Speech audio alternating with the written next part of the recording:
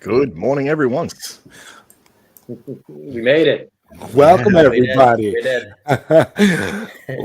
This is a change.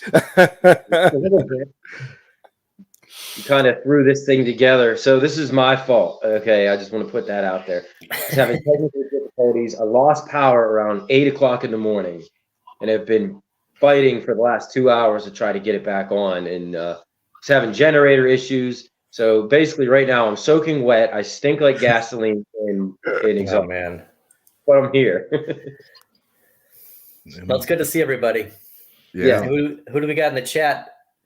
Actually, Zod, didn't you get a super chat? You want to? Yeah. I'm about to get to that. I was just going through all of the various comments we have here. I'm here for Jesse's ghost stories. Well, that's why we're all here, really, to be honest. It's, without Jesse's ghost stories, what would this show be, right? So Galaga Guy 88 with the 199 super chat. Thank you, Galaga. Everyone's perfect Saturday morning as a kid. Exactly. 100%. Yum. So we got everybody here eating their cereal and checking out the show. So that's a good thing. Anybody got any cereal with them today? I don't. No, I don't. I finished my cereal, but I'm gonna do the same thing I did last week with the with the monster. Yeah, Mike's got it too. There you go, Mike. Wow. Jesse and I Green have and brown as always. themed coffee mugs. We have our 2-gallon coffee mugs. Yeah. Actually, I had some coffee earlier, and it was pretty good. Kept me Well, that's good. going. I'm kind of everything. You know what I had that I didn't have in a long time? A Rice Krispie treat. Remember those? Dude, I got this home style kind. There was a sale at Target. Like the marshmallows are huge. Those aren't bad. I've been eating them too, Jesse. Oh yeah, you know where they have them too, where the marshmallows are huge. those are awesome. Target. You know that little coffee area in the Target stores? I don't know if you guys have that. Yeah, they have it with giant marshmallows in there too. Oh, really? Yeah. The different flavors where you get half of it chocolate covered. Yes. And half of it regular. Yep. Yeah. I think I'm eating more sugar now than I did when I was a kid, though. I don't know if that's a good thing. Well, we're definitely not worried about health, considering the philosophy of this show. No. Yeah, I don't think. I mean, sucking down one of these is probably bad enough, It's literally the worst thing for us, Mike. Yeah, how much caffeine is in a Monster? Is it the caffeine oh intake my or the God. sugar? Oh my God, let's see. I don't know. I know the vitamin B levels are in like 490% range. And there's a lot of stuff in there that I've never heard of. Somebody was. I'm sorry. I'll go ahead. Oh, sorry. Gallagher guy, what kind of Pop-Tarts you got? Yeah, that's a Saturday morning staple there. Pop-Tarts. That's another one. Absolutely. Jesse, what were you going to say? I was watching someone last night that was drinking a Monster, but it was alcohol involved inside it. Do they have those? I didn't know they had alcoholic Monster. Oh, so you mix it, don't you? Like a Red Bull and like vodka or something? No, he had it right out of the can. Oh, really? Yeah. Fig Newtons for Ralphie. It's not a cookie, it's a Fig Newton. Yeah, Cherry I haven't eaten Fig Newton in a long time. Oh, you got a fan here. Sharon Peters is liking you, Mike.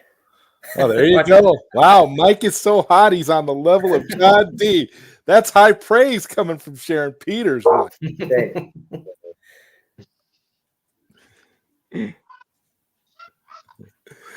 It's not a cookie monster. It's a fig cookie, mother. It's a Fig Newton. Okay. Which one? The strawberry one or the regular one? Cherry Pop-Tarts. Yeah, I get cherry ones all the time. Yeah, those are strawberry and brown sugar. So you bought them from Costco. Did you get that? You get that huge pack? I saw that too, but I only eat the strawberries, so the brown sugar would just sit there. Because Costco, you can't get anything small. It's just like Yeah, no, that cereal Stock Jock sent us. I want to say thanks to Stock Jock. He sent 4 boxes of, what did we get, Mike? Count Chocula, Boo Berry. Yep, all of them. Frankenberry, and I can't remember what the newest one was. Yeah, there's an apple. Actually, there's an apple. We ate that box already. That was Apple. Apple Jacks? Caramel apple cereal. You got that new. Oh God. I can't remember. I can't get this right. Got that new character right there. I think this month we better get some diabetes test strips. Good idea. Well, we got to get some diabetes test strips, and we got to start wearing adult diapers. I feel like I say this every week. I mean, it's especially if you're drinking coffee. Yeah, really. I mean, honestly, Phil, like I don't know how you don't wear adult diapers for your walk and talks. Because when you're ready to end those shows, it always seems like you're in a hurry for a reason. I thought of that this morning. I did go somewhere this morning, and it's going to be on the Monday walk and talk, but the intro, we've already started, so it's going to be a good one. But I only had one coffee going into there because I thought he was on. And I go, I don't want to have to pee when I'm at the store. There was a line. There was a Toyland, huge line. Whoops, going into the store. So how much coffee have you had today, Phil? Yeah, we're half a pot. We're just getting started, man.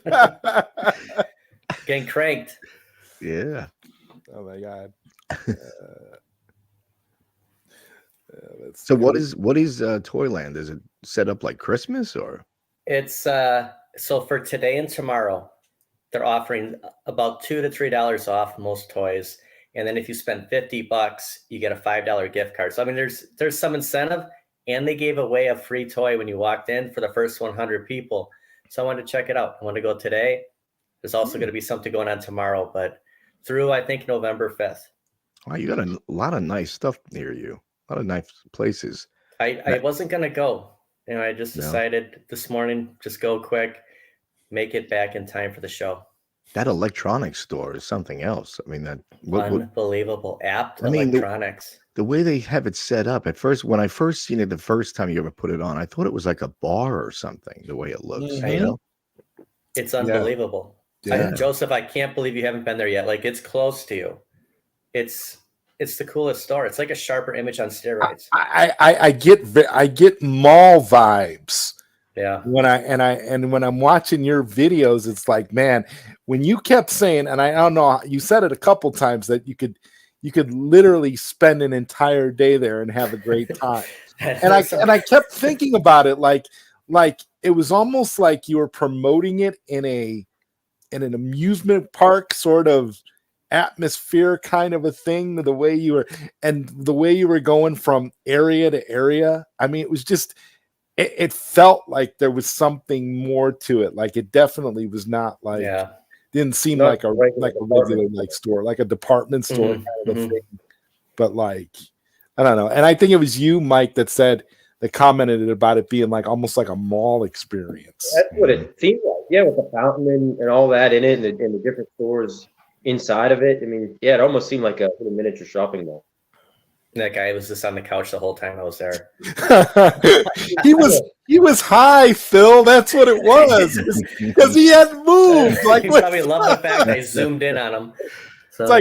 It's like the plot twist is that he's a mannequin and you just didn't realize it. He looked like a human being from the distance you were at, but he was actually a mannequin. He's like that Thomas Edison. Yeah, pretty much. Hey, what's up? What's up, Retro Lizard? Retro Lizard in the house. He says Saturday morning coffee. Yes, absolutely. If he's there every week, he'll be the new Mr. Fox, just focusing on him. Yeah, I wish I was closer to that store. I definitely go back. I did 3 videos that day. So driving back from the Chicago area, like I was cruising. And Joseph, you've done that drive before. You drove up 94 into Wisconsin. Like I was passing everybody. I'm like, we have another video to finish. So, you're racing against time. Took a day off, made the most of it. When you said you took a day off, I was like, wow, that's dedication. That's dedication to the video, Phil. I mean, honestly, bro. Well, I had a wedding on Saturday, so I lost a day of shooting, and I put together the walk and talk on Sunday, and I wanted to do a wristbands required. And then when I found out that Big Buck Hunter Pro Deluxe was there, I'm like, let's do a display review. Let's check it out.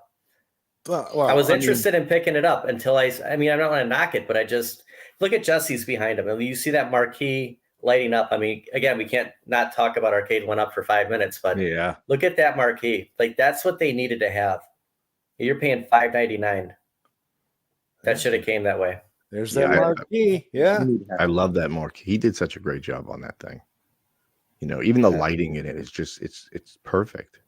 It's really perfect. And that place, is so clean. I mean, it's like going to Disneyland. When you put the camera behind it, and I was like, okay, this is going to show a bunch of crap back here. But no, everything was clean as anything. Yeah. And the whole time I'm worried about somebody taking that camera, like the corner of my eye, like I keep looking over. There was an associate literally 3 feet behind me. So, I mean, you got to get past the weird factor, but it's like she was right behind me the whole time. There was a desk set up, and I'm just like, hey, I'm going to do a YouTube video. So I'm going to do an on-store review here, and I'll mention you do tell them that?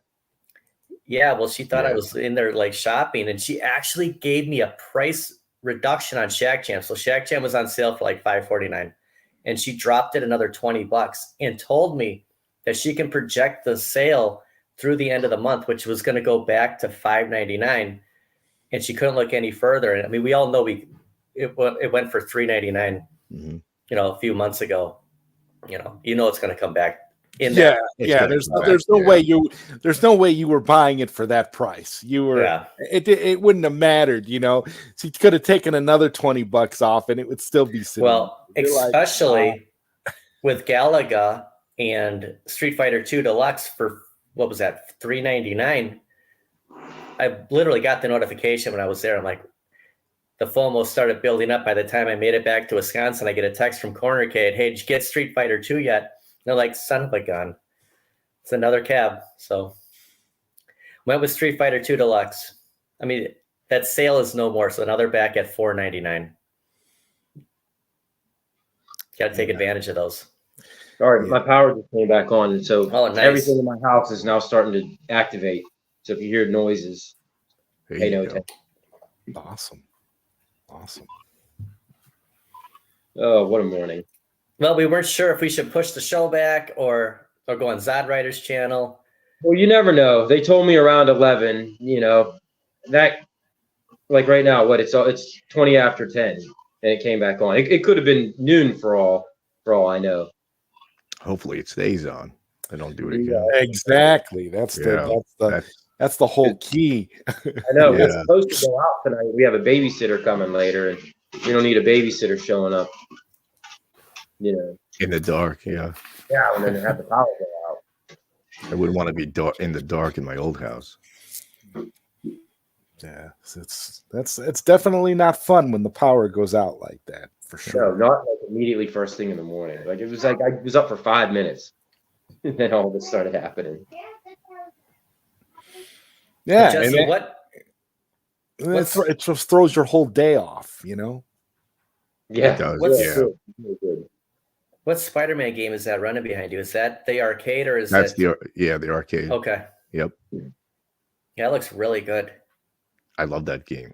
Yeah, I love playing that. Well, while we're on the subject of arcade cabinets, then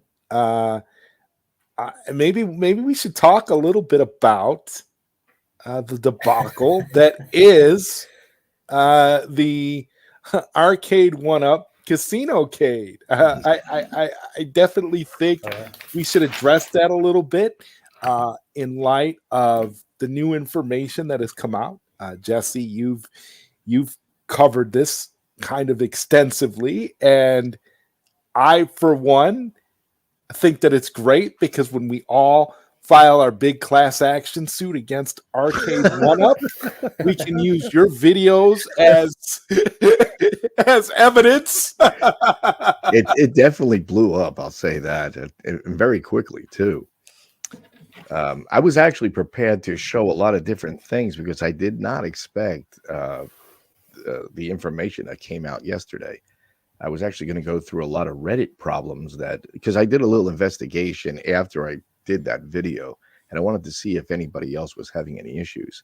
And before that, not only were the issues about not going online was a problem, but everyone was having problem actually after they connected, they were getting kicked off. And that I was going to explain because one of the biggest problems too is that if you have Comcast or Xfinity as a server or where you get your cable from, they have a problem with their modems. And it's funny that they said that because I used a Motorola modem, but I had to go to Comcast to get the other older modem to get it hooked up. But that's where I was noticing there were so many issues with all the modems that they were giving me. So it wasn't so much the modems as it was Comcast and Xfinity. And it turned out to be a lot of their security protocols that they had. So I had to go in there and change a lot of the security protocols on each different modem a different way. So all those things had been a problem with this Casinocade. But it looks like they're going to address every one of those issues now. I mean, thanks to you. Yeah, because we are essentially we are consumer beta testers. That's what we are. We purchased these machines, and yeah. they're only finding out about problems through us because they do not have any quality control. They do not test the machines. This is proof they don't test the machines. How do you let something like that go out? Knowing how big of a problem it is. And the statement that they made, where did I put that? This is the part that really kind of cracked me up in a way. When they said, let me read this here.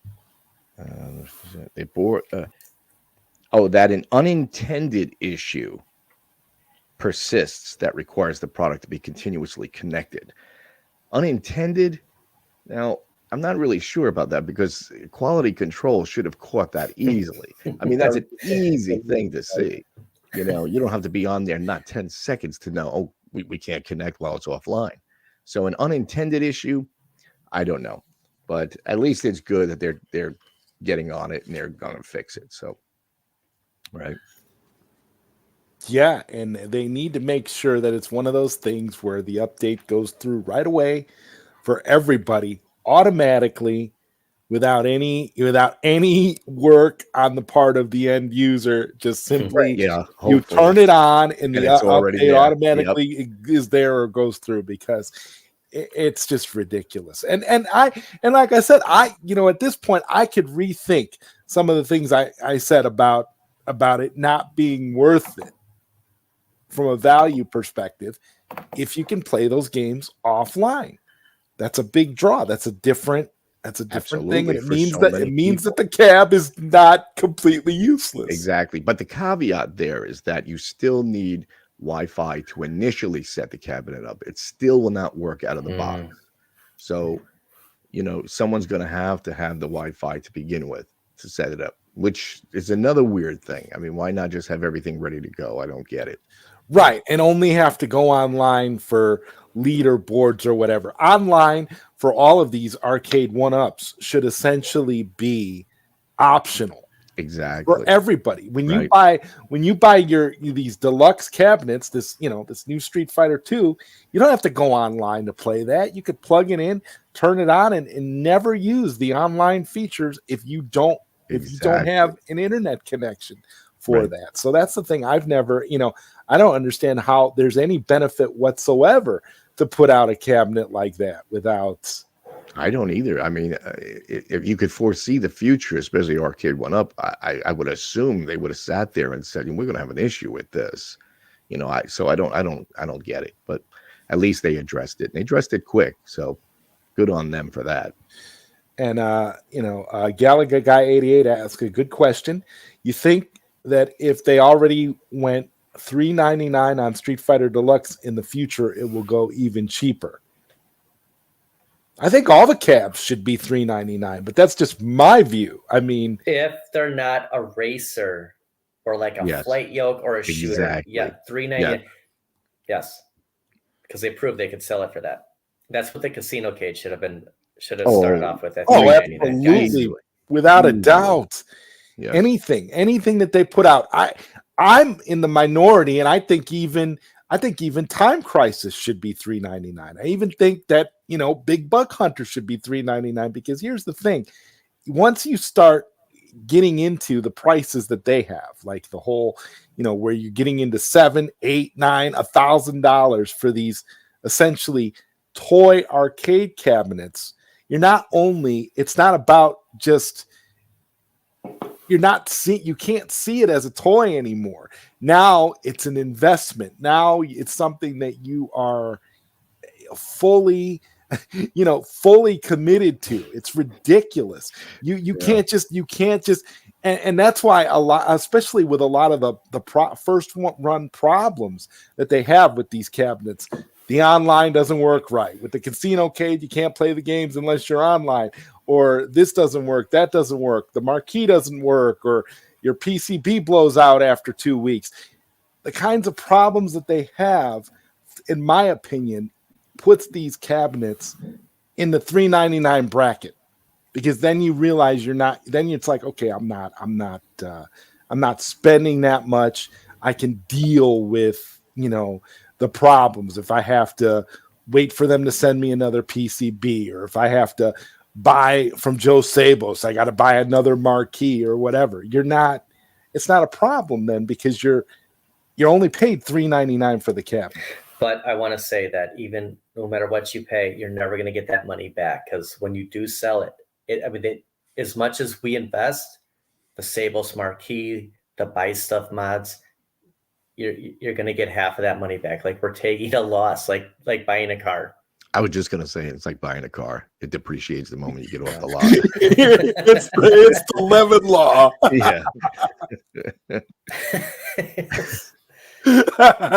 But we can't stop. We can't stop buying these, regardless. We know, I gotta sell another cabinet. I bought Street Fighter 2, so Killer Instinct.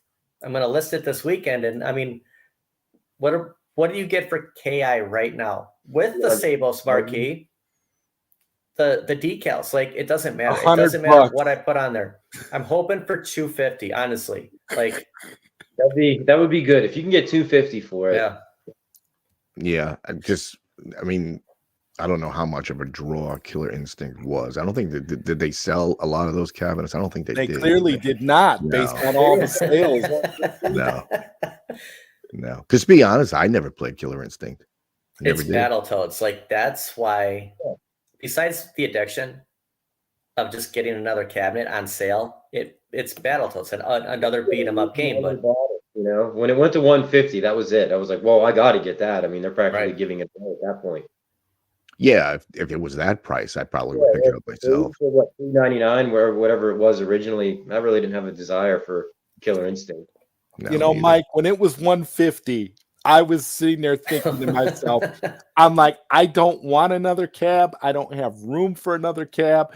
But for $150, I was like, man, that was my thought process too. I was like, I almost have to, right? I feel it's like terrible. But I looked at it like this. Okay, I got an Xbox and I'm playing. I got Killer Instinct on there. I got Killer Instinct on my PC and all these various different ways to play Killer Instinct.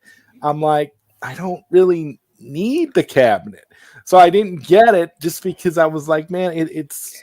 But if I were to come across it, like for me, the $150 almost tempted me. But if I were to come across it, let's just say like some of these lucky people that were able to get Simpsons for like $50, if I saw it for $50, it doesn't matter. I'd probably have to buy 3 or 4 of them and just keep them off to the side to sell them for later, because it's insane. None of us need another cabinet. We want that luck. That's the whole thing, and that's how they got us. It's exactly. I mean, look behind you, Jesse. I mean, look at that row of cabinets. I mean, it's awesome.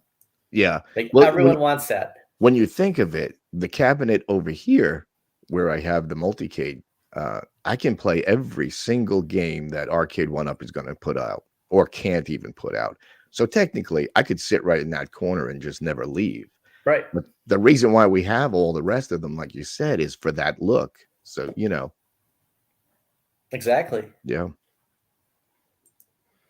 Yeah, it's as much about the aesthetic The masks as scare me. as it is about the actual games. Like some people have come straight up and said that have compared it to furniture and have said straight up it's like furniture, and we are and we're collecting them because we like the look, like you We keep do. saying, Phil. It's Yeah. the look. It's Yeah.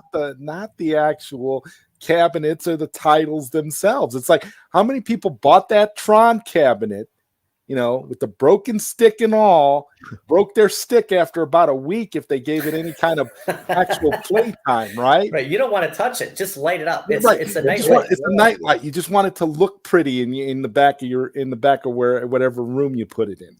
I True don't that. get it. I'm just like, I don't think I've never played Tron in my entire life, and I almost bought that cabinet just because of how it looked. I know. Like, Yeah. And it's Yeah. a big cabinet too. Like, it's for a cabinet on a riser, it's massive. I love the movies, but I can honestly say I was never tempted to buy that cab because I know the game sucks.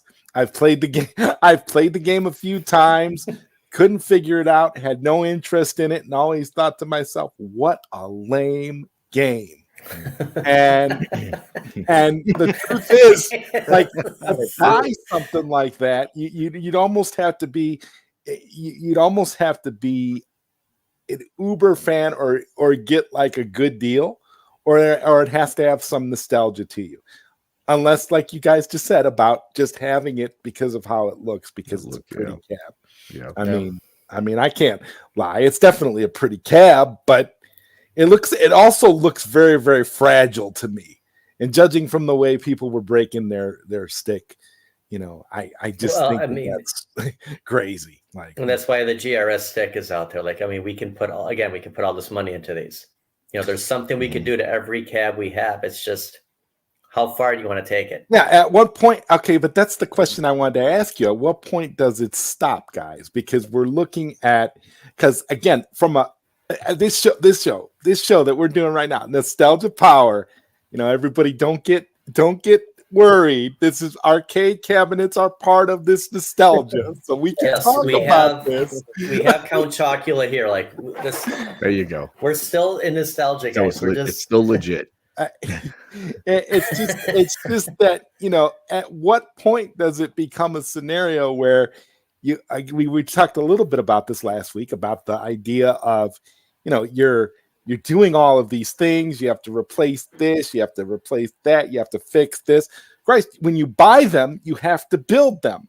So essentially you have become, like, I think the word we used last week, Jesse, I think we called it technician. We're essentially technicians for Arcade 1-Up. We're all becoming experts. I mean, learning about different screwdrivers and how to put learning more about building stuff just through having Arcade 1-Up cabinets than ever in my life personally. Yeah.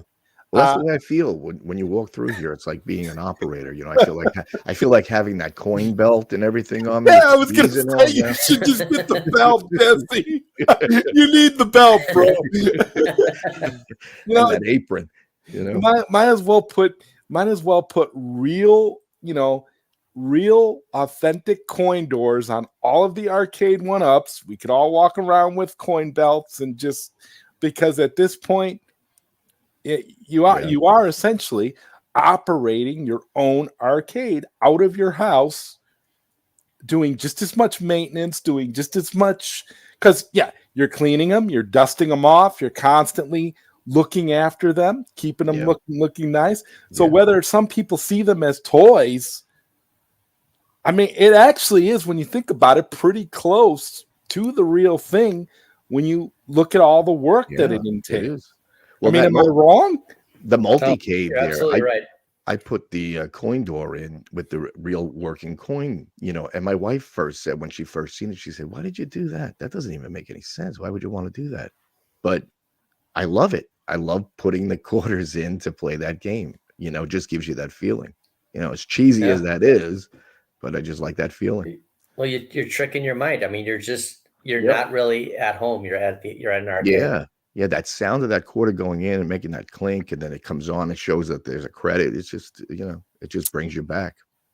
I love this. Gallagher Guy 88 points out here, I have it, and surprisingly, my stick has not broken. I have Glenn's ready as a backup. And that's another question I want to ask you guys. How many people have bought for their arcades that they have in their house, backup parts just to have, in case something goes wrong? Like, I love what he said about how he's got Glenn's stick just in case. Yep, I do. I have Glenn's. I'm sorry, Phil. I have Glenn's trackball for the Atari, and I have the Star Wars yoke. But I didn't install either of them yet, but they are there in case I need them. When Mike and I were selling our Mortal Kombat Midway Legacies, like, Mike, what did you get for yours? 250? 300. I ended 300. Up. I got 200 for mine. I mean, at a point you reach, do you just keep it, like you said, for parts? Like, how much loss do you want to take on something? Is it worth? Because when the marquee went out on Ridge Racer, arcade went up on it $100. Yeah, that's. I got it. After my Star Wars pinball, I almost feel like one of my next cabs may end up going into storage somewhere instead of selling it. That way I could strip it for parts or something if you needed it. Yeah, the monitor alone. Which cab, Mike? Which one am I going to save for parts? I don't know. Maybe my Gen 1 Pac-Man or something. You still have a Gen 1 Pac-Man? Yeah, and the only reason I did it because I got that cabinet for $5. Yes. $5. It's like you guys. I don't know if you guys saw, the video Steps Gaming did where she got her NFL Blitz for $2, and she ended up putting almost $200 worth of. I did the same to get it working. It was an original, so it didn't have light up marquee or even a deck protector or any of that kind of stuff. So I bought all that. So I probably put $150, $200 into it. She ended up selling it, and I think she said in her video that she ended up making like $89 in profit when she sold it. So that was pretty good. I probably would have sold it too. I mean, because I don't really have any interest in having Blitz as a cabinet, but the reality is if you can pick it up for $2, it's worth investing. $2 though. Who sold it for? You might as well just give it away. She's seen it on. I think it was like OfferUp or Facebook Marketplace or one of those places. They were just trying to get rid of it because I guess it didn't work, and it needed a new. It needed a new PCB. I got you. And she said Arcade went up, charged her $40 for the new PCB. But that's, I mean, if you only pay $2 for the cab, I mean, who cares? You're not at the end of the day, you fix it up and then you can sell it, and now you have, you're gonna make a little profit. But no, I wouldn't have.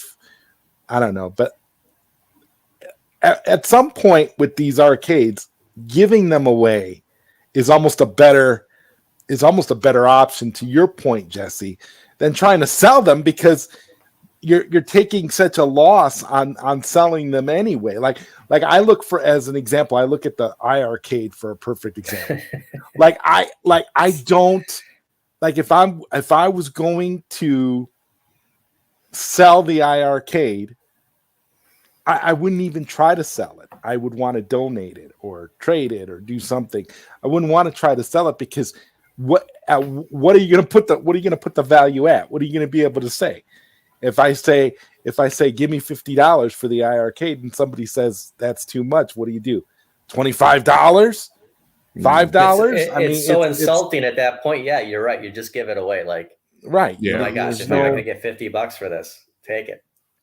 I mean, and I'm a guy. I bought the Team Encoder board, and I've been sitting on the Team Encoder board. I just don't have any desire to open up the iArcade and put the Team Encoder board in there and then plug the iArcade into my PC and download the software and transfer the games. I just don't have any desire to do all that. Well, I just feel like, no, I don't care.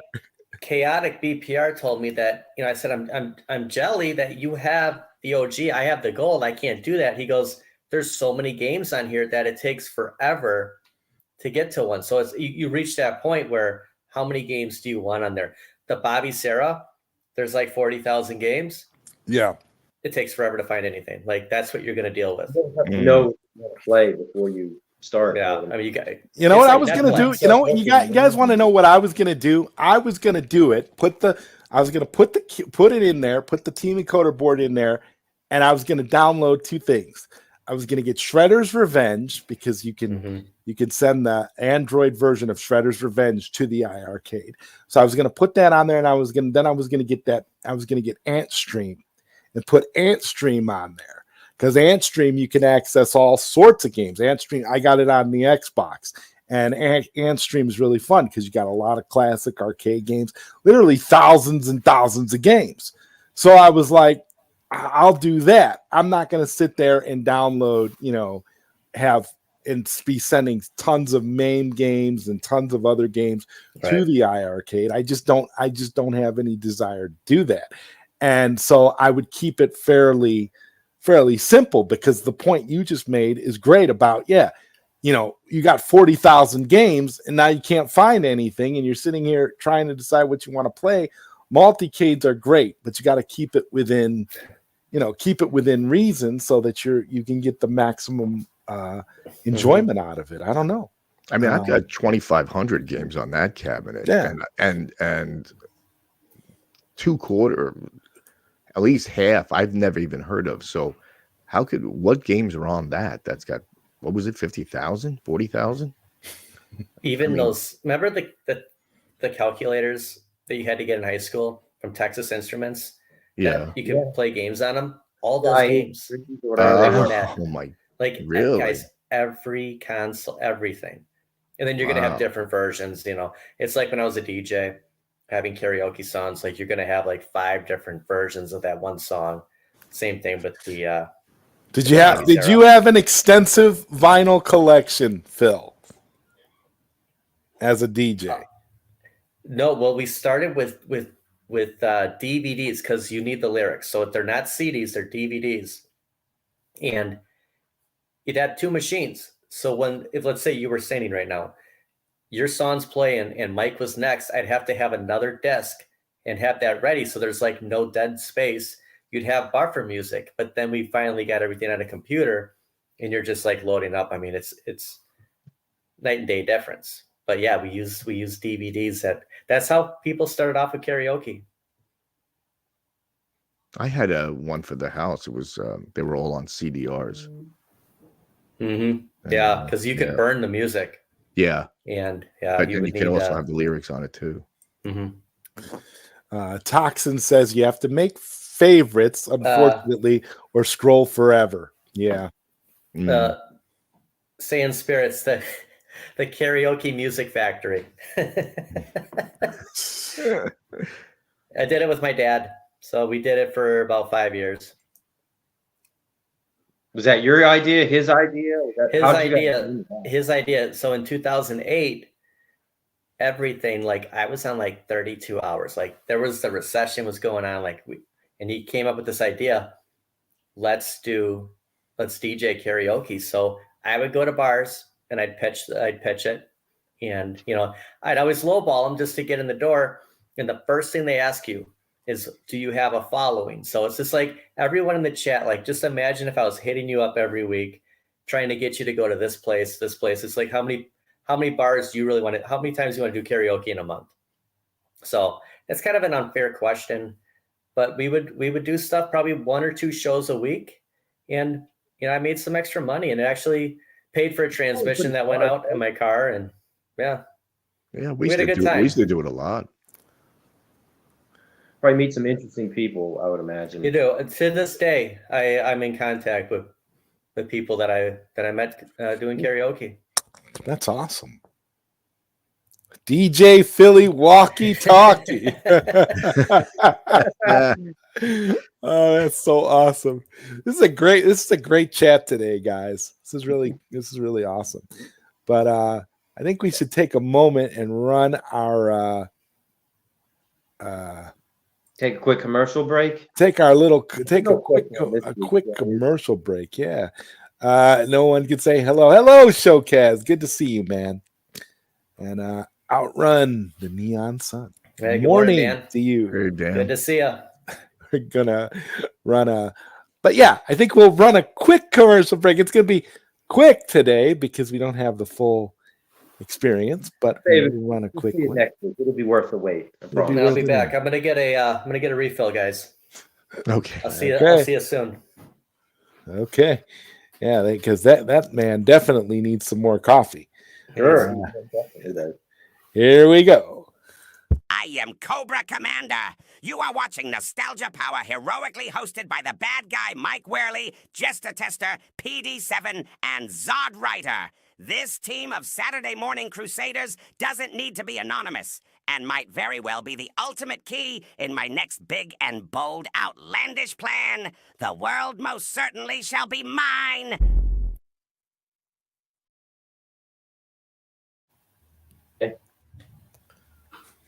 Did it work? It wasn't long. It wasn't long enough for Phil, I guess. Using my phone, so. Yeah, it definitely wasn't long enough for Phil. That's what I was gonna say. But Like, I would've been- but people will get to hear it again next week. yeah, we'll play it again in its entirety and the whole thing again. And I'll take the blame for all. Well, I shouldn't take the blame. I blame it on my power company. Yeah. Yeah, it's not you. It's not I don't know you what for happened. sure. Like, not like we're having like hurricane force winds here. It's just heavy rain. That's all. Yeah. Blame it on those linemen. I hear they're really garbage. Yeah. Yeah. I mean, it's One of those things. absolutely. And I guess we could. I don't know. I guess we could play another one. I got another one sitting around here. I guess I could play this one. This is Bruce Lee, and you are watching Nostalgia Power with the bad guy Mike Werley, PD7, ZodWriter, and JesterTester. Embrace your inner child and find that energy that brought you happiness in your younger years. There you go, Bruce. So there you go. What was it? I couldn't see it. It was Bruce Lee. Oh, okay. Terrific. He came back from the afterlife just to say that. It's wonderful. Just to say that. Hey, we recorded that in my old house, right? That's how we got that.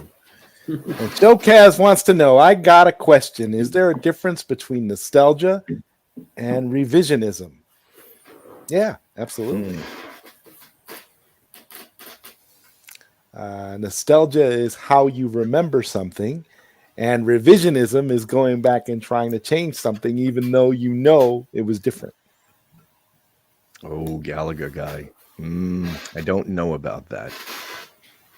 Yeah, I don't know about that. I'm Team Bruce Lee. I'm a martial artist myself, and I have to disagree with that. Team Bruce Lee. I actually met Chuck Norris, so you think Chuck Norris? yeah. I don't know. When I watch the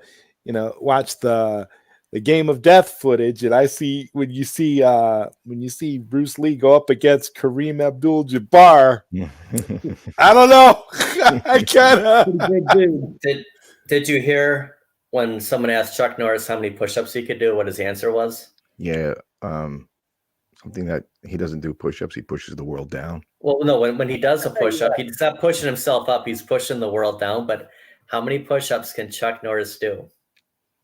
I would imagine non-stop, right? All of them.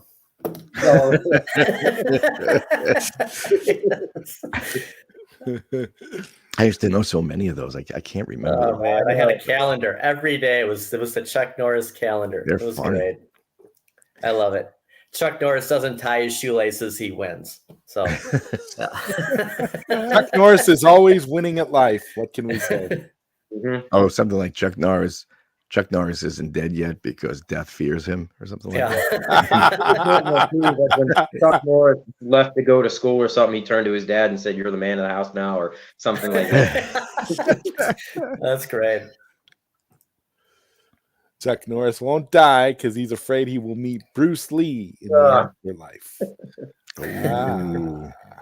Oh, come on, Cal. You know what? Just for that, we're gonna play this one more time. This is Bruce Lee, and you are watching Nostalgia Power with the bad guy Mike Werley, PD7, ZodWriter, and JesterTester. Embrace your inner child and find that energy that brought you happiness in your younger years. There we go. Oh, there's going to be a brawl in the chat. Showcast says Chuck Norris is overrated. I thought, wait a second. Come on, Showcast. Wait a second. I thought that said Bruce Lee was overrated. Oh, man. Oh, That's it. I'm wow. out. See you guys. Wait, we need to hear your haunted house story before you go, Jesse. Oh yeah. We guys, we should transition a little bit now. I think we've said everything we need to say about Arcade One Up tonight or this morning. So I guess we should transition to Friday the 13th a little bit. That's what we were going to talk about, and Jesse's ghost story. So should we? It's up to you guys. I'll give you one. I won't tell them all because there's a truckload of them.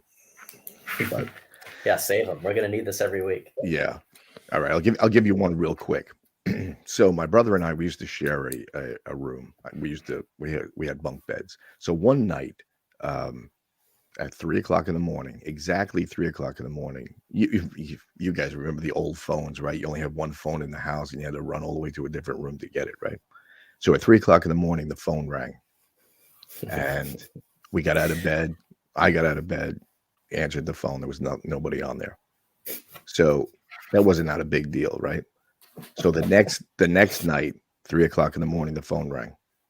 So we're like, what the heck is going on here? So we get up out of bed, answer the phone. We had to go all the way to the living room, which is 4 rooms away. Nobody's on it. So the next night, the third night, my brother and I stayed awake and said, I bet you the amount of money at 3 o'clock in the morning, that phone's going to ring. So we were waiting for it. And exactly at 3 o'clock, we ran to that phone. And as we ran to the phone, there was a light right on where the phone sits. The light started lighting up by itself. We picked up the phone, and all we heard was,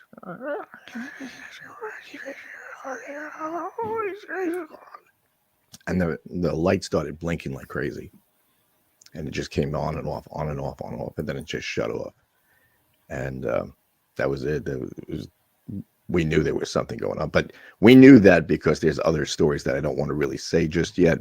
They're a little bigger than that, but we knew that that's what it was.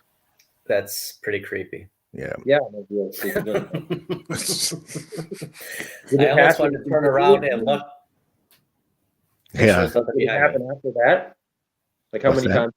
How many times did this happen before it The finally light.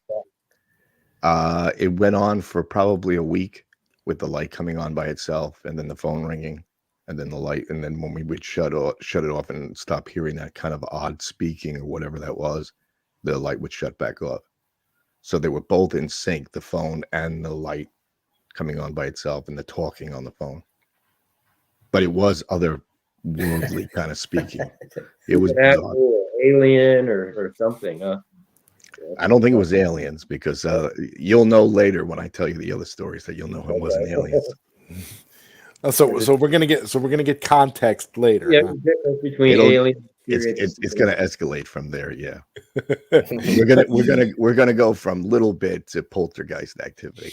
Well, Toxin says this, JesterTester. Here's a spooky story. I build my new casino-cade. I turn it on. It won't connect to Wi-Fi. Oh God, no! There it is. There it is. Definitely creepy. Definitely. Toxin. Is that true? I don't think he has a casino-cade. Oh, I okay. think he's referencing your situation. And if he doesn't, he's a very smart man. It sounds much creepier because Jesse's ASMR voice makes it epic. Yeah, right. That adds. I'm telling you, yeah, Jesse is on it. He's gonna wow. Yeah, it'll get better. And he says we haven't heard anything yet. That's just that's nothing. That was just a normal nightly occurrence. It's like that Twilight Zone didn't episode. shake Remember us the at all. phone? Remember the phone that would ring and the woman kept hanging it up in the Twilight Zone and it was her dead husband? It was like the whole episode, and then she finally wanted to talk to him and she couldn't. I don't remember that one. No. Yeah. Oh yeah, that was creepy. That sounds good. Then they remade that episode in the 80s version, and in the 80s version, there was a woman that moved into this apartment, and the phone kept ringing, and she eventually went to the apartment where the phone was ringing and broke into the apartment, and there was nobody there, but the phone kept ringing. It's so creepy. Creepy, real creepy. Yeah. Yes. I'll give you one quick one. All right. Jesse. Now this happened outside in my backyard. We had a deck to the pool, and I was up on the deck one time, and I'm standing there, and there's nobody around. Nobody, the neighbors aren't around or anything. So all of a sudden, I hear it faintly. I hear my name called. I hear Jesse. Like that. So at first I thought I was hearing things, right? So I'm looking around and everything. I don't see anybody. So then he started getting closer. Jesse. Like that. And I'm looking around, I'm saying, come on, what is this? I'm looking around and I'm thinking to myself, now, you know what it is? My brother's probably under the deck fooling around with me. So just right when I thought that to myself, it was like something was directly next to my head. And it went really loud. Jesse. At that point, I jumped off the deck. I swung off the tree because we had a tree right there. I swung off the tree. I came down I ran into the house. My mother said, what's wrong? So I told her that exact story. Nobody else in the family ever heard that story. So a day later, my father was outside on the deck, and the same exact thing happened to him. And he came in and he told my mother. And my mother said, you ain't going to believe this. But Jesse heard the exact same thing yesterday. So we both heard it. And both of us had our names called right in our heads, in our ears. Like you could almost feel somebody was standing there. ASMR. That's scary stuff. Yeah. We can laugh about it now, at least. Yeah, it wasn't funny then. Oh, man, I can imagine not being funny then. No. Wow. Yeah. Yeah. So how did everybody celebrate Friday the 13th yesterday? You guys watch any of the movies? They were on TV, I think, all day. We'll talk about your game, Mike. You uploaded a game yesterday. Yeah, Friday the 13th on the NES. I had gameplay footage queued up, but so I was doing a little research on this. I just wanted to see how many, because I only knew of 2 Friday the 13th games. That one, and then the one, Zod, you were talking about, like the newer version. Yeah. But apparently there was another one. It was the very first one I ever made in 1986 for the Commodore 64. There's another one too. There's a puzzle game. Yeah. That was on PlayStation, and all the characters are cutesy, kind of. Yes. But it's gory, and there's lots of blood in it. Mm-hmm. So there was a couple of games, more than I thought. Yeah. Yeah, the Commodore version was, I mean, as you can imagine, it's pretty rough looking, but basic. Very much so. Like it makes the NES version look I personally really love the NES version. I have nostalgia for the NES version. Because we used to rent it all the time, but we never knew what the heck to do. We never knew what we were doing, and which I guess is probably part of the purpose. The purpose of the game, though, you have to light all the fireplaces in all the cabins. Yep, and that's how you're able to keep Jason at bay. And you can't kill Jason at all. The whole game you can chase him away. You can defeat him or chase him away, but you can't actually kill him. Like if you get to the good ending of the game, it'll actually say you have defeated you have to actually defeat him 3. You have to drain his life bar, I think, 3 times. right? You beat him the first time and you can kill that. It's like he's not really dead yet. He'll be back even stronger than ever. And then his like speed increases and it makes it even tougher to. But it's challenging because if you lose, which I didn't know this and I found out when we were playing it. So you said go around. There's a lot of fireplaces you have to light. So if one of your counselors gets killed, that gets reset. And you have to do it all over again. Yeah, and then you have those situations where Jason is just going on wholesale slaughters. Yeah, going into cabinets, killing. Right. I mean, cabinets. I'm thinking of arcades. He goes in and he's just doing all these, just slaughtering people. And you can't make any progression. As soon as you come outside, that alarm starts going off again, and you have to go somewhere else because he's going to either kill your counselors or he's going to kill the kids. And I think if he kills all the kids, that might end the game. If I'm not, I can't remember that. And then you have to find it, and then just like in the movies, you got to find his mother. Man, it's. I wish we could do a clip of his mother right now from the movie. That's the best part.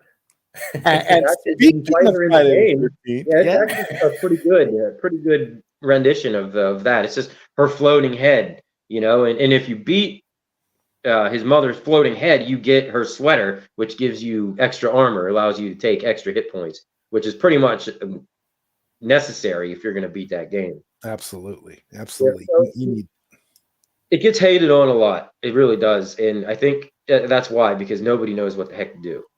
But once you figure out what you're supposed to, it's still very, very difficult. Like, it's a tough game. Because you start off, all you have is stones. And you're throwing stones at these zombies, and you're not really doing anything. And then eventually you get a knife, you have an axe, a fireball, or something. So it's very, again, imperative that you upgrade your weapon. And you do get some health pickups, which again is very necessary to stack those up. Yeah, when you say Splatterhouse, Splatterhouse is another. It's a good game. And your video was awesome yesterday. Like I thought, my God, this is like a straight up high quality playthrough right here. I didn't beat the game, which I rarely do on my playthroughs. It's just more or less me fumbling through the game and Hot Rangus sitting beside me telling me how to do it and what I'm doing wrong. Have a good day, Gallagher guy. See you, Gallagher. Yeah. But yeah, it's not bad. I think you could pick it up for, I bet you $10 or less. It's one of the better LJN games. I'll give it that. One of the few. Yeah, one of the few. And the one that I'm going to be uploading this current week coming up is another LJN slasher game. I'll give you a little hint, which I actually thought was actually pretty fun. It's another famous. I thought you were going to say Back to the Future, which is one of the absolute worst LJN games ever made. Have you played X-Men? Yeah, X-Men. That's another LJN. Wolverine, which I already played. Horrible. Yeah, they're very well known for their below average titles, and they landed a lot. They had all the big licenses too, and they just didn't do anything with them. But Friday the 13th isn't bad. Jesse, didn't you go to the actual Crystal Lake in Jersey? My wife worked in it. Yeah, it was called where they filmed it was Lake. It was a Native American name, I believe it was. They called it Camp Crystal for the movie, but it was Lake. I forget what it was called. But yeah, she was a camp counselor there where they filmed. I went up there, actually. She brought me back up there to see. I seen that whole. Do you remember the pad where they all swam out to and all that? There was like a raft outside, a wooden raft. Yeah, that was out there and all that. It reminds you of that one movie where it was that. What was that like blob in the lake, and it would seep through the cracks in that raft that they were sitting in, and like if you tried to swim to shore, like it would get you. Not Friday the 13th. No, but that's what that reminded me of. Just one of those movies where everyone's going to die at the end, And Brogu points out here, we all know about Friday the 13th. Back in the day, there was a horror movie called Saturday the 14th.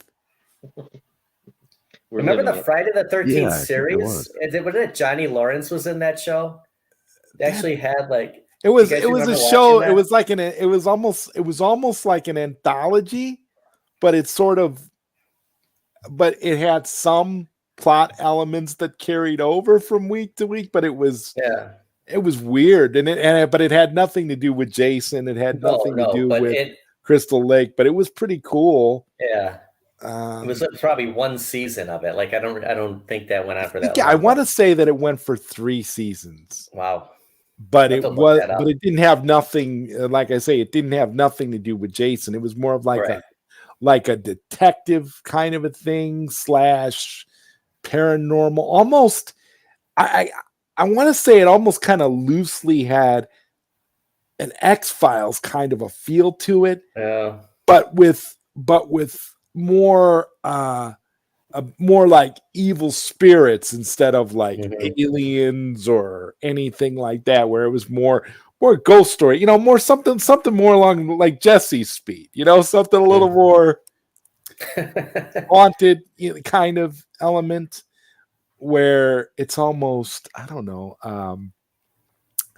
But yeah, it was pretty bizarre, like doing, because I mean, just like by comparison, Phil, they did the they did the Nightmare on Elm Street TV show, which was Freddy's Nightmares, where Freddy played a role and actually had a stake in every episode. He was the hero, part of it. Yeah, you were rooting for him. Like it's like watching American Psycho. Like you're rooting for him the whole time. Freddy? Yeah, because they made him out to be the Tales from the Crypt guy. Like he's going to greet you every episode. And and Freddy kind of guy. And Freddy kind of had a role in the show, like in terms of like the episodes and stuff. You would see him taking, and it would be very, very interesting. Whereas very watered down from like the movie. Like a 9-year-old could watch this. Watered down, but creepy and dark at the same time. Like it really did have, like, I will be honest, I found Freddy's Nightmares to be far more scary and frightening of a show than, say, the Friday the 13th TV show.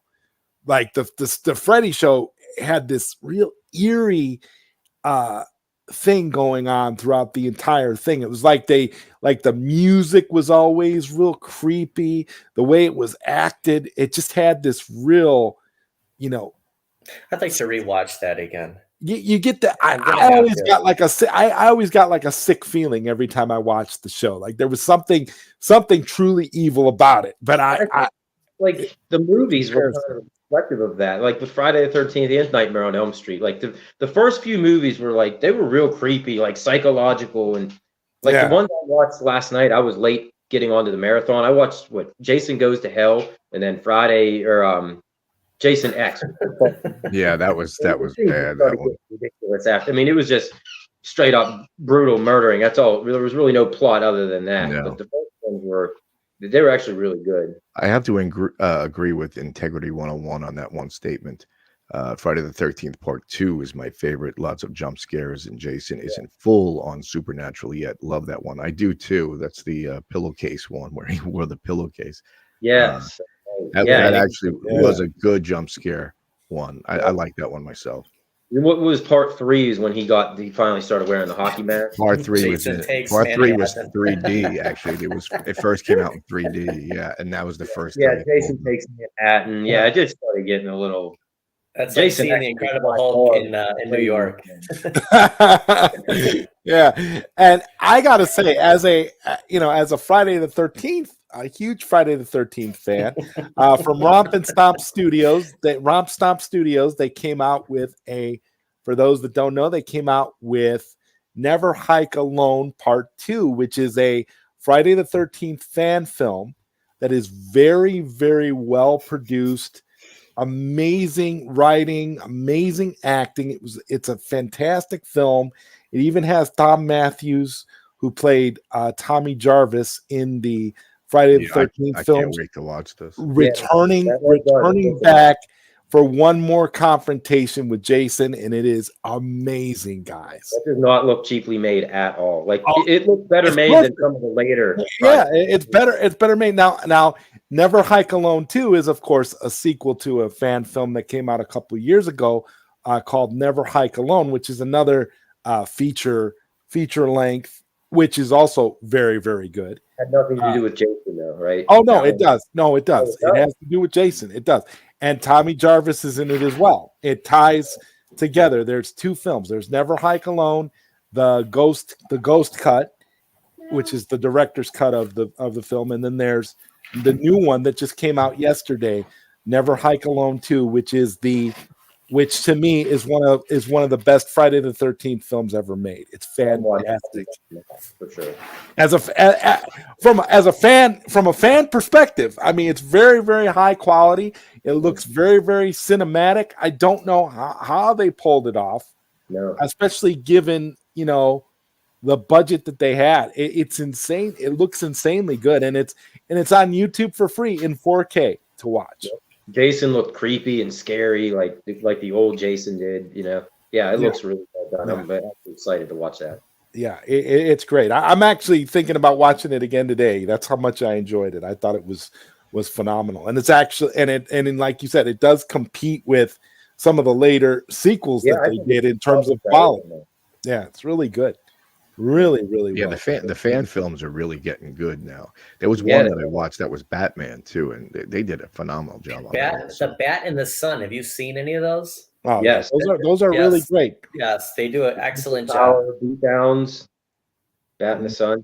Yeah, that's Bat in the Sun does a lot of Batman and superhero things, and then they recently did. I don't know if you guys are big, well, this is nostalgia power, so you probably are big Nightmare on Elm Street fans. There was a sequel, a fan film that's a sequel to Wes Craven's New Nightmare that just came out, which is called Dylan's New Nightmare, and they actually brought back the actor who played little Dylan from Wes Craven's New Nightmare to star in this, and it is another phenomenal fan film.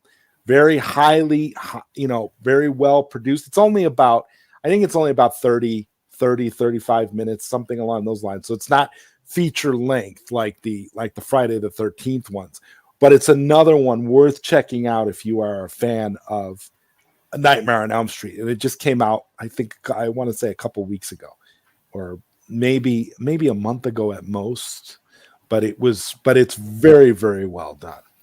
And it's also on YouTube for free in 4K. So that was Dylan's New Nightmare. Yes. And if you're a Freddy fan, you owe it to yourself to check it out. It is phenomenal. It's so well done. I couldn't even believe that they pulled that off. I'm like, wow. They bring that back. That the little kid, he's all grown up, and oh my goodness, wonderful, wonderful job. But yeah, this is where we are. I mean, it's like you have all these independent. I don't even know how you can call them fan films anymore. They're essentially independent films that are done so professionally that it's it competes with the regular stuff. There was a guy, and I can't remember the name, but he redid the Darth Vader versus Obi-Wan Kenobi lightsaber battle from Star Wars, the original Star Wars. It was unbelievable. Unbelievable.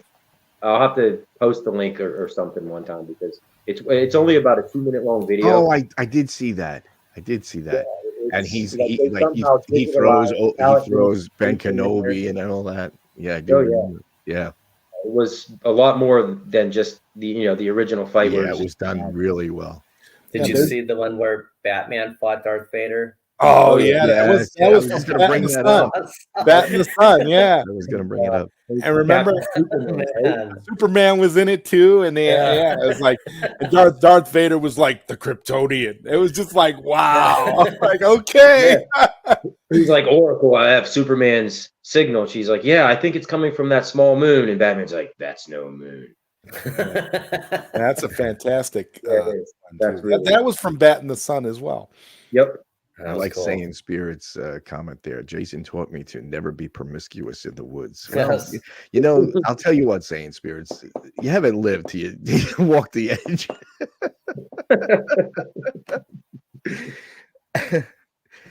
Oh man. And Integrity 101 says, cool new show, Zod. I like the idea. Good stuff, ladies and gentlemen. The award for most improved YouTube channel for 2023 goes to drum roll ZodWriter. Well, you know what, Integrity?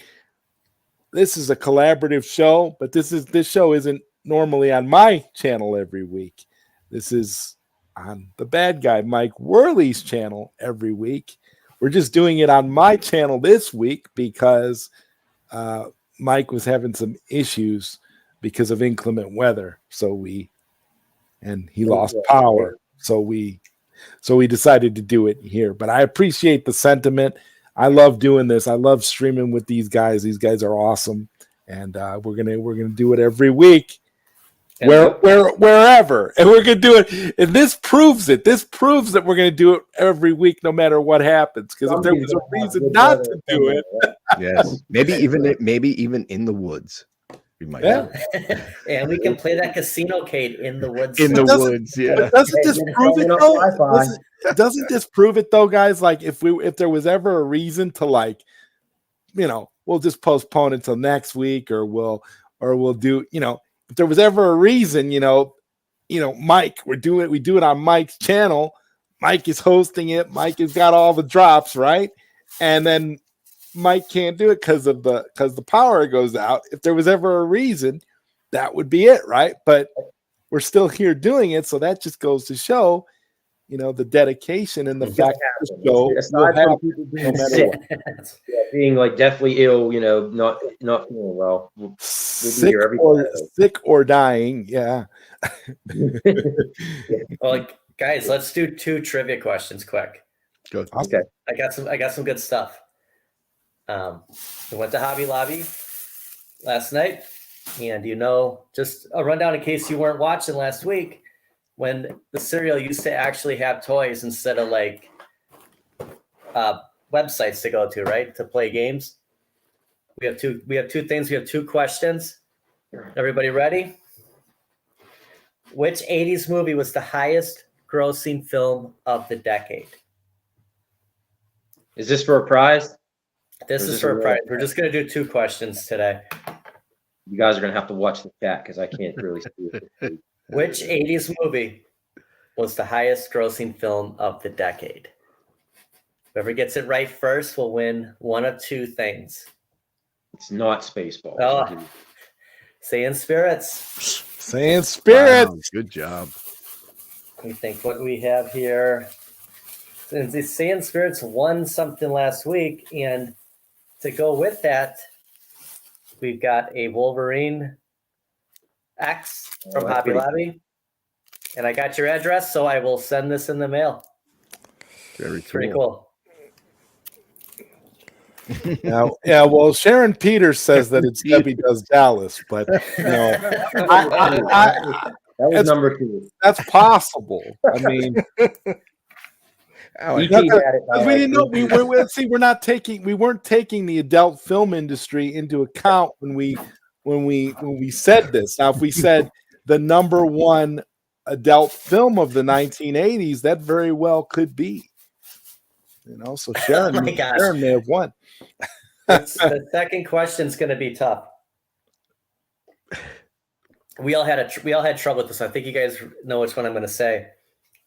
Another 80s movie. This one's animated. Which 80s animated movie has the song "There Are No Cats in America"? Which 80s movie was it?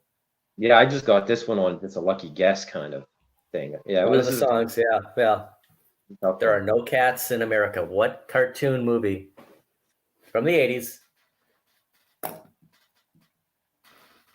There we go. We've got an answer. All right. American Tail. That's correct. And we have classic nerds from the 80s, Iron On, that we also picked up from Hobby Lobby. So I will send this to you. Please send me an email. I'm not familiar with you. Send me an email to pdavenport27@gmail.com. And you know what? I'll just put it in the chat. And just send me your address, and I will send it out to you. Sharon Peters had a good guess. She said Lady and the Tramp. On the right track. Mhm. That's right. Yeah, I mean, you know.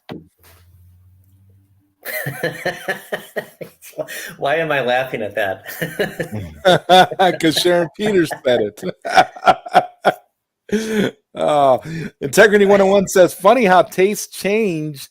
Back in the 90s, my favorite movie was Showgirls, and my favorite TV show was Baywatch. Now, there you go. No particular reason. They're just Shout out to Vinegar Syndrome, who recently put out Showgirls with the correct color timing in 4K, I might add. Fantastic job, by the way. Vinegar Syndrome. Great boutique Blu-ray label. Wow. To this day, I still watch. I don't know. Did I talk about this last week? I still watch Baywatch. Like, there's a Baywatch channel for free. Is like, guys. I mean, if you could get past everything, like the storyline, Mitch Buchanan, ex-Navy SEAL.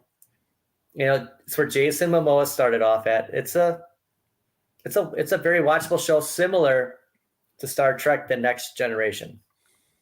Just recap. Showgirls, that had what was her name? Elizabeth Berkley from Berkley, Saved by the Bell. That's what Yes. I thought, yeah.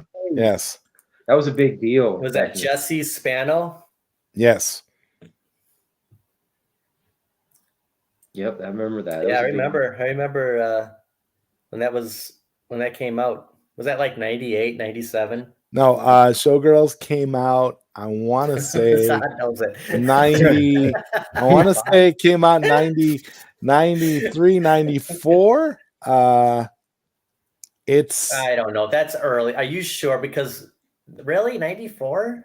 Jumped right from Saved by the Bell right into that. 90. Wait, no, not 94. I'm sorry. Excuse me. It came out 95. Came out 95. Yeah, that sounds. I apologize. 95. Wow, Yes. that still seems early. Like I was. Yeah, I definitely. guess we were kind of 95. Was Saved by the Bell the college years going on? Like, was that done with by 95? I don't remember. And then like I don't know, but I remember that. I remember that Elizabeth Berkley wanted to be taken more seriously and wanted to have serious roles. And when she took the role of Naomi from Showgirls, it actually, it changed the perception of her as an actress. So has she been in? Do you remember her in anything else after that? After Showgirls? No, I do Besides not. the new Saved by the Bell, and remember Lisa Turtle. I don't know her real name. She was in Bill Bellamy's How to Be a Player movie. Remember, she was the girlfriend.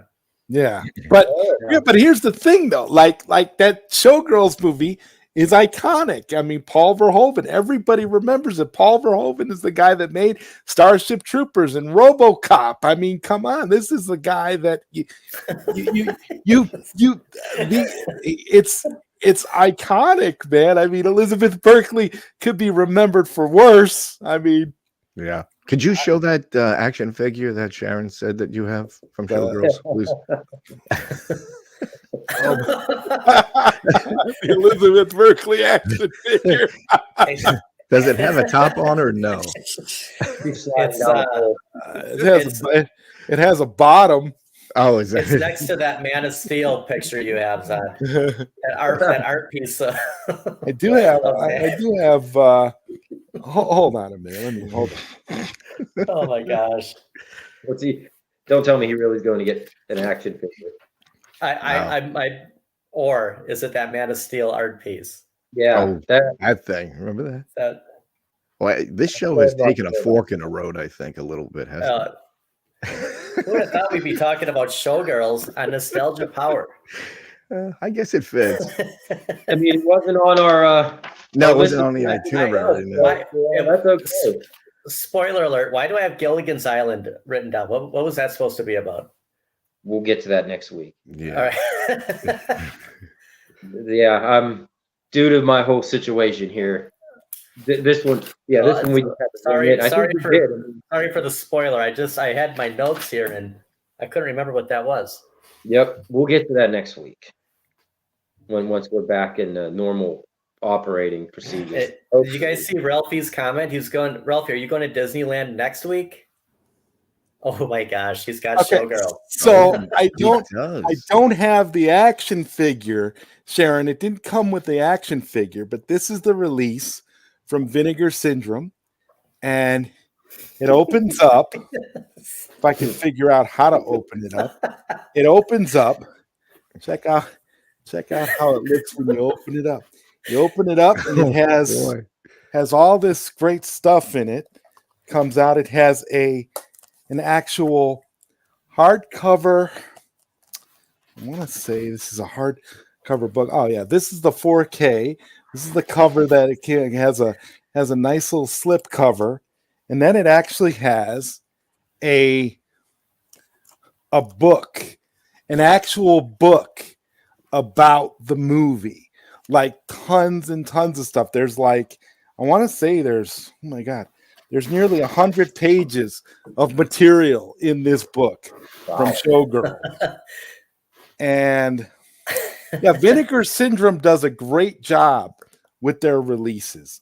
They really care about these products, and they make these movies, special. And they actually have like I said, proper color timing. It definitely looks good. It's amazing. I would highly recommend it for anybody that that likes the movie Showgirls. I think Showgirls looks. I think it looks pretty good, right? Wouldn't you guys agree? Yeah. Here's the inside of the box. Wow. We're gonna have to put a disclaimer on this. Hopefully there's not something in there that's gonna get us flagged and taken down. Yeah. It's gonna get the video's gonna get demonetized. Yep. Viewer discretion is advised. But it sums up Saturday morning, right? It's right around this time when the more adult programming started. The case is stuck together. Oh my God. The case sounds sticky. They sure did put a lot of glue on that thing. Yeah. Oh man. Oh God. Integrity says, to this day, when I think of Showgirls, I always think they cast the wrong chick from Saved by the Bell. I don't. I think Elizabeth Berkley is perfect in that role. Amber Thiessen or whatever. Yeah. I wouldn't mind seeing her in Showgirls. Are we all like 15 again? Yes, that's what nostalgia power is. We are all 15 again. That's the whole point of this. Everybody go and watch Baywatch and then watch Showgirls. Okay? Actually, I don't think anybody ever left being 15, did they? No, you're right. I didn't. I sure did. No, we're well. Considering, guys, I got a box of Count Chocula right next to me. And guys, considering the things that we like to collect, I would say that Jesse's 100% right. Yeah. Look at all those machines behind Jesse. I'm just a 15-year-old with a lot more bills. That's all it is. That's it. Yep. Yeah. It's the truth. It's a critique of art. Right. It's art. That's very true. Yes, growing up is for suckers, that's for sure. It's amazing we can hold jobs, isn't it? Like growing up is for suckers. Oh man. Yeah. Well, you got to enjoy yourself, and you got to enjoy your life. And I guess what this is, with nostalgia power, it's sort of like going back to that time and incorporating it into the perspective of now being an adult, a 15-year-old in an adult's body, actually. Yeah. And we're all, it's basically we're time traveling every Saturday, and we're just reliving. And look where the show went. It's great. We start off with what we're passionate about right now, which is arcades. and we ended it with Showgirls. So, Well, I think we went even deeper than that. That's the beauty of it. Like every I think week, it's always Sharon- something like that. Sharon took it a little further than the. Yeah. It's like goofing off with your friends on the school bus in the morning. Good point, Toxin. I agree. I think that's a good way of looking at it. I think our audience has gone off to watch Pee-wee's Playhouse now. so Oh, what's go ahead, Jesse. I'm sorry, Phil. I was just thinking Elizabeth Berkley. That was in '95. But you remember Dana Plato and From Different Strokes. Yeah, she kind of went down that same kind of rabbit hole a little bit. Yeah. Unfortunately, she died of a drug overdose, though. But then she got into porn at some point, didn't she? Yeah. It's unfortunate. Yeah. What's everybody doing today? What do you got planned the rest of the weekend? I got a family thing going on this weekend. Yeah, we're supposed to be going out tonight. So we got the babysitter lined up. I'm hunkering down because we got a nor'easter coming. Yeah, if you haven't got it yet, it's we're gonna get it now. Any minute now. Good. Yeah. So it kind of ruined the plans for the weekend, but that's all right. Yeah, that's a bummer. We were gonna go to like the pumpkin patch, to do that kind of stuff. But even tomorrow, when it's not supposed to be so rainy, it's raining so much now. Everything's just gonna be a mess still. Yeah, that's gonna be muddy. You gonna go through the whole thing? No, I don't think we're gonna go through with that. Oh yeah. Wow. Next week, wait for it to dry out. Was that the Comic-Con? New York City Comic-Con? Yeah, Toxin says he's recording footage for New York City. Oh wow. Tomorrow. Cool. Awesome. We'll have to, we're going to have Toxin join us on the show one of these mornings. Yeah, that'd be cool. Yeah. Toxin, you're always welcome, my friend. Yeah, that'd be fun to hang with you, Tox. Yeah. He's a youngster too, so he can bring in some 90s nostalgia. Yeah, exactly. Yeah, Toxin, Night Trap. Yeah, I was just playing that about a week ago. I forgot how cheesy that was. and the fact that it got swept up in all that controversy. When all those politicians went after Mortal Kombat. It's pretty amazing to me when you think about it. Like, we're just, it's like, wow. Yeah, but did you realize that they edited a lot of that out of that game? There was more to that game, but that game was definitely more of an 18+ title. Yes, in its original state. Yep. But I think the Sega CD version was quite toned down. It was from what it was supposed to be, and they still went after it. And all it was, you had some of the female characters were in lingerie or scantily clad, maybe, but it wasn't too bad. No. I would say that the final fight for Sega CD had a more scantily clad Jessica than the chick in Night Trap. I really don't understand what the big I think it was the I think the one that got them the most was the one that was sucking the blood out of the neck with the the device and all that. I think it went a little further than that, and I think that's what really caught the attention of a lot of people. Yeah. And plus they were already up in a tizzy over Mortal Kombat, which I'm sure we'll have as we get further and further into Nostalgia Power. We'll talk a lot about Mortal Kombat as we get into the 90s, because that's definitely a huge topic for sure.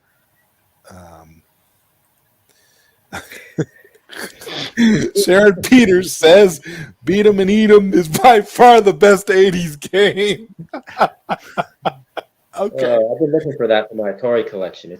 Isn't that on Commodore 64? It might be. Well, they also made it. It is definitely on the 2600, but it may also be on. Oh yeah, all those. Did you ever see all those 2600 games that Custer's Revenge was one of them? I was gonna say it. I can't remember. Custer's Revenge, you're like Custer's Revenge. Yeah, I don't. Yeah, why didn't the politicians go after Custer's Revenge? Yeah, if you know what the plot of that game was, I mean, Yeah, that was.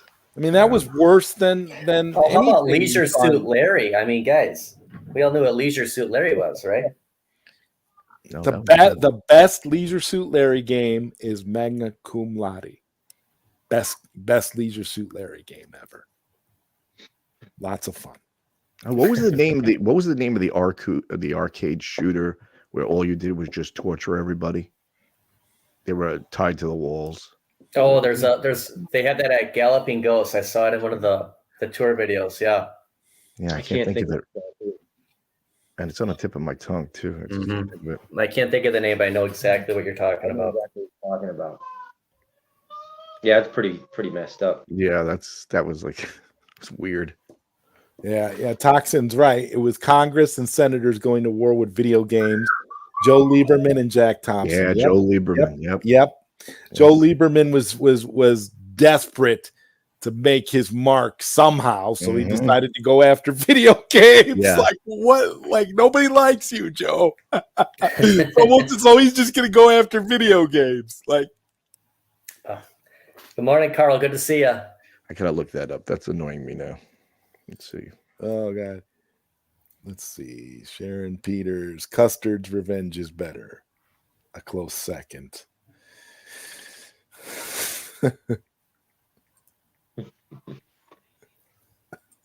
Nice little bonus. Back in the 80s, I was obsessed with Tecmo Super Bowl. Those were great games. Yeah, the Tecmo games were incredible. I still love to this day the original Tecmo Bowl for the NES. Oh yeah, I still play it. I love it. It's still fun to play. Yep, they both are. I actually like to play it on the MVSX. Actually, to be honest with you, I didn't try that yet. It was Chiller. Oh yeah. Yep. Arcade One Up needs to release a Leisure Suit Larry cabinet. That would be the thing. Get loud. I couldn't imagine them. I couldn't imagine them doing that. Absolutely. Get loud. Absolutely. Get loud. Yeah. Could you imagine Cyrus promoting a Leisure Suit Larry? Absolutely.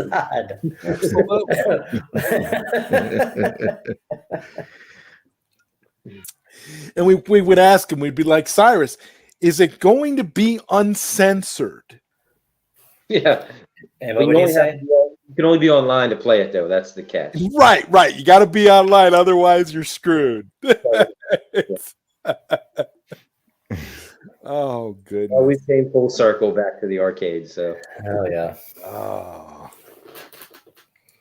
Some dude started a channel just playing Tecmo Super Bowl games. Yeah, like they play seasons, and they, I don't know if you knew this, Integrity, but several years ago, they re-released Tecmo Bowl for modern consoles at the time, and it was called, I think it was called Tecmo Bowl Remix or something like that, and it basically gave like a modern look to the classic Tecmo Bowl games, and it's still the same game, like the same play mechanics, the same button mechanics and stuff. But they update rosters. They'll put like current rosters. No. All the teams are fake.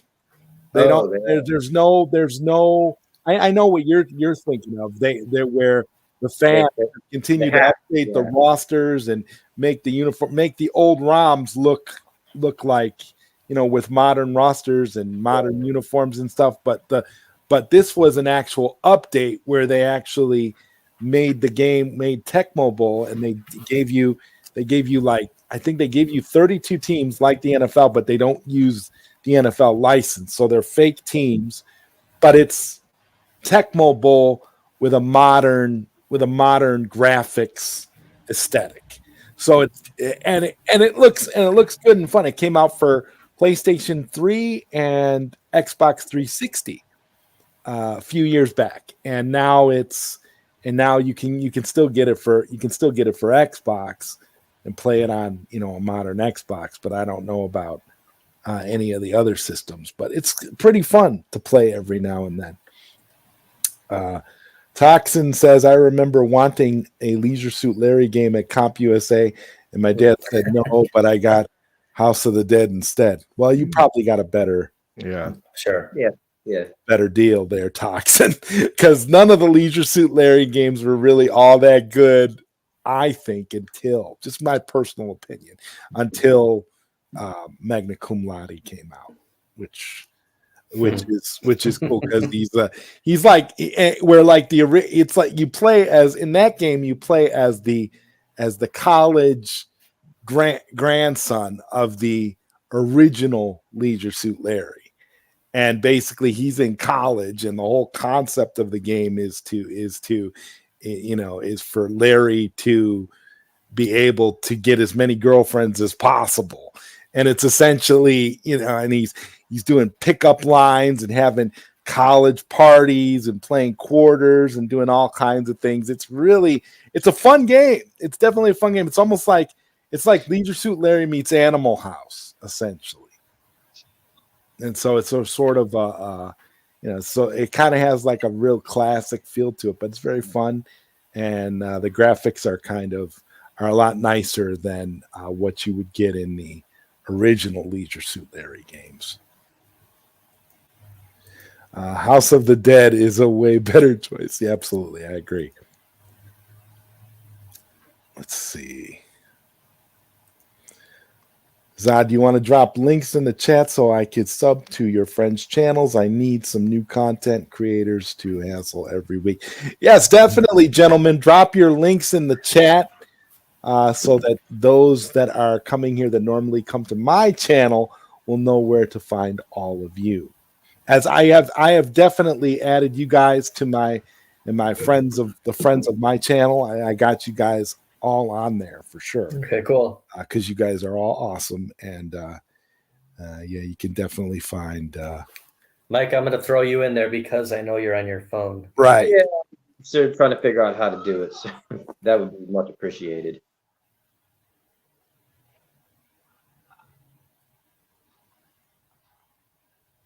Yeah, we want to make sure that everybody can access. The battery is getting dangerously low right now.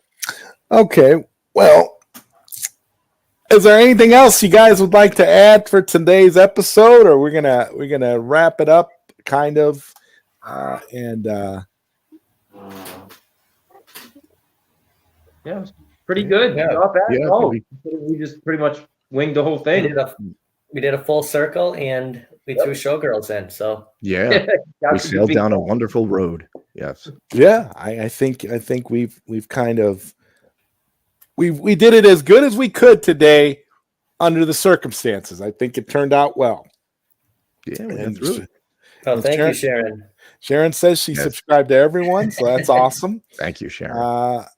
And Surge Play says, love the show, guys. Keep up the great work. And I just want to say, Surge Plays, it looks like the rain's going to stop. So if you're thinking about Fright Fest, it's just going to be windy. I think in the afternoon, you should be able to make it. So it's on Tubi. It probably is. Oh God. Yes. Definitely see you. We will be back here again next Saturday, and as we were supposed to be, it'll be on the bad guy Mike Werley's channel. So you're going to definitely want to tune in over there every Saturday. As this has proven, we will be here every Saturday. No matter what, rain or shine. Unless we're dying, or because even if one of us doesn't have internet, you still make it happen. Somebody here will. So we'll be good. We'll be good. And Integrity 101 says, cool. I'm glad I caught the second half of the show. I sub to all your channels. Me hassling you is inevitable. Take care. Integrity 101 is definitely one of the good guys. So thanks, Integrity. Definitely want Integrity. Subscribe to your channels for sure.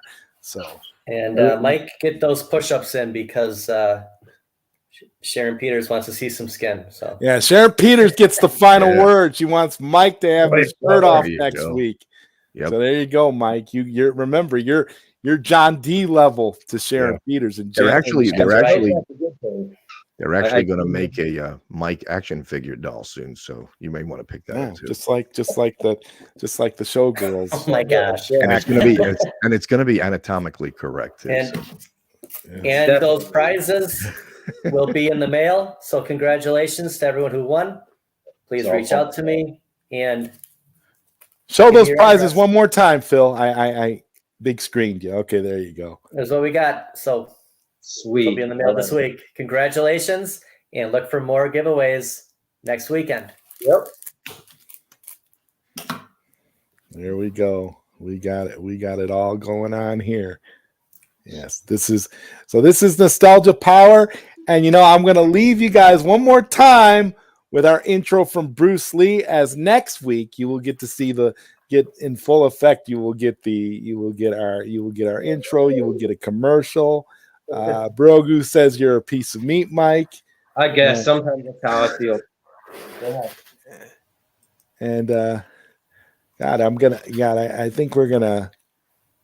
Let me see if I can find it here. Oh yeah, one more time. We'll give you guys the Bruce Lee drop before we go. Here we go, guys. This is Bruce Lee, and you are watching Nostalgia Power with the bad guy Mike Werley, PD7, ZodWriter, and JesterTester. Embrace your inner child and find that energy that brought you happiness in your younger years. All right. Have a great weekend, everybody. Thank you for watching, and make sure to tune in next week when we'll be on the bad guy Mike Werley's channel. Later, guys. Same bad time, same bad channel. Yes. Yep. See you guys. Take care, guys. See you.